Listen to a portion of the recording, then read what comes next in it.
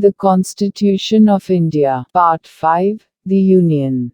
Chapter 2. Parliament. Officers of Parliament. Article 92. The chairman or the deputy chairman, not to preside, while a resolution for his removal from office is under consideration. 1.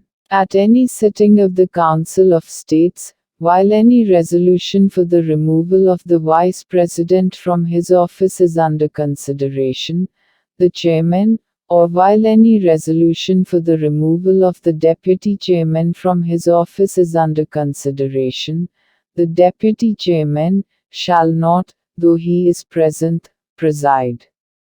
And, the provisions of Clause 2 of Article 91 shall apply in relation to every such sitting, as they apply in relation to a sitting from which the chairman, or, as the case may be, the deputy chairman, is absent.